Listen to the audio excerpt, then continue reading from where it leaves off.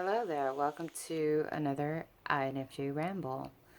I wanted to talk a little bit about, um, I guess, I guess, being an extremist person for most of my life, um, and trying to find the balance between the extremes.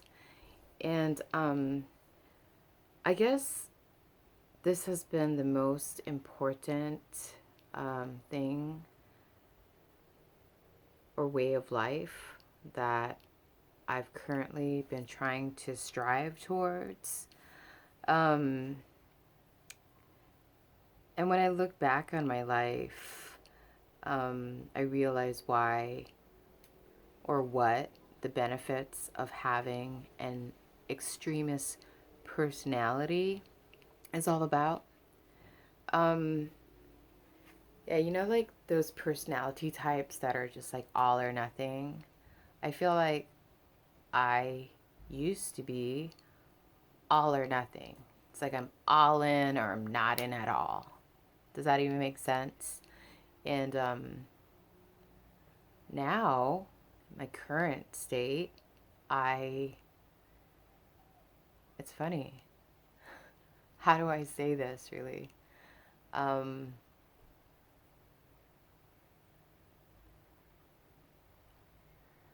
I am not all in and I'm not all out either.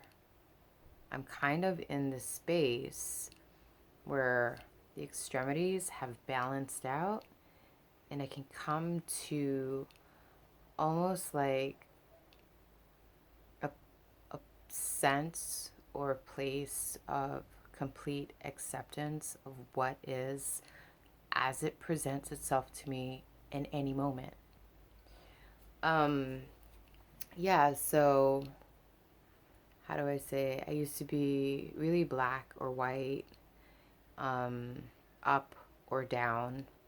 You know what I mean? You know how people have extreme highs or extreme lows in life? I used to be like that, either extremely high or extremely low, completely left or right, It was hard for me to find that middle ground, but lately I've been focusing most of my energy on that middle ground.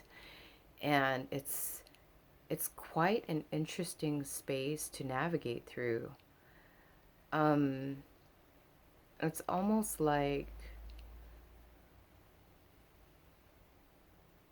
you're in a different like space of reality. Does that even make sense?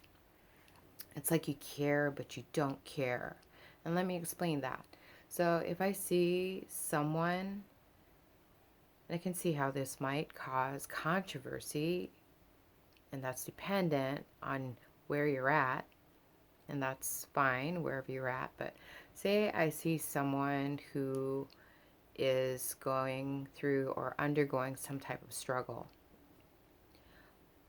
Before, my natural inclination was to get in there and help and save and, um, you know, um, prevent further suffering from this person's experience, right?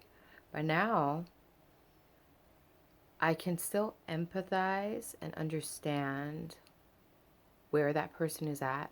I can see why they're struggling, but I don't interfere with the process unless they ask for support. And also, I even limit the amount of support I give them. And I feel like this is a good way to approach the situation because, you know what I mean?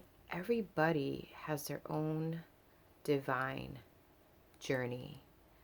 And I feel like when you try to interfere, they lose the opportunity to fail and make mistakes and grow.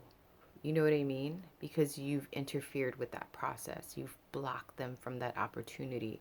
So that's what I mean by like, I care, but I don't care. Like, I care. I can see where you're at. I can see what's going on. I can see how you can get out of your predicament, but I don't want to interfere with the process. So from another angle, it could seem like I don't care, but I care, I just care so much so that I don't want to interfere with the process. And yeah, I don't know. I just feel like it depends on where you're at. Like, I feel like some people who still have like that bleeding heart syndrome will be like, "Oh, you're a terrible person. Like, how can you not help someone in need?" But you're interfering with their process. You're interfering with their divine destination. You're almost becoming a, um, how do I say,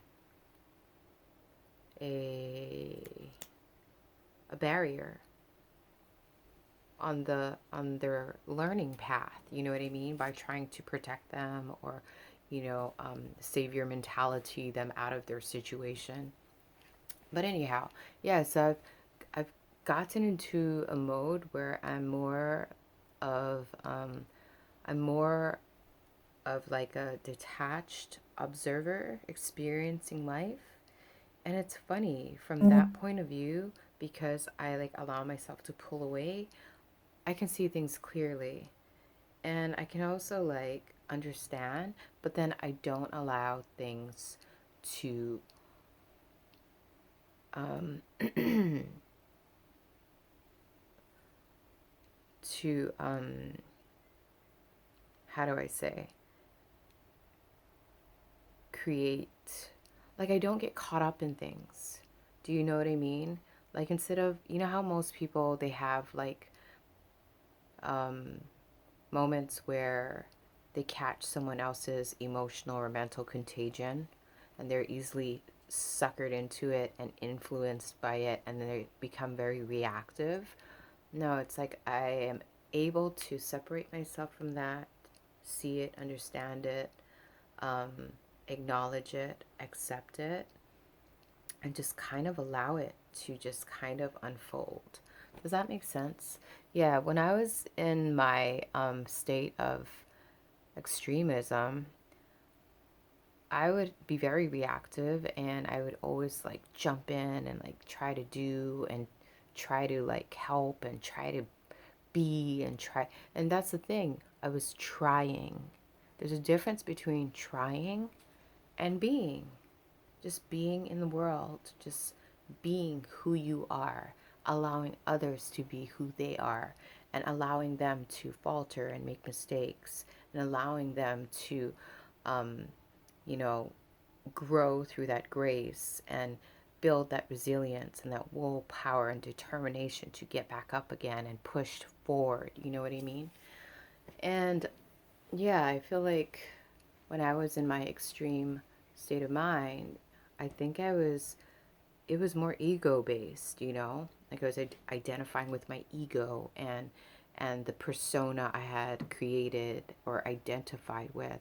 But now that I've kind of relinquished that, I kind of like see how everything is just divine and perfect and unfolding organically without having to interfere or intervene or do anything really. Yeah, so I guess like everyone's seeking balance, whether they're conscious of it or not, but I've read about it and I've heard people talk about it, but I just never understood it until I entered that space, and I'm like, oh, okay, I can see what that means by the middle path, or, being balanced or aligned, or, you know, a more whole human being versus a fragmented one trying to, like, just kind of like rush into different spheres of existence. Anyhow, that was my ramble. I have no idea if I made sense. I'm sorry if I didn't. And I thank you for watching. And I hope you have a beautiful, beautiful evening. Thank you. Blessings to one and all. Amen.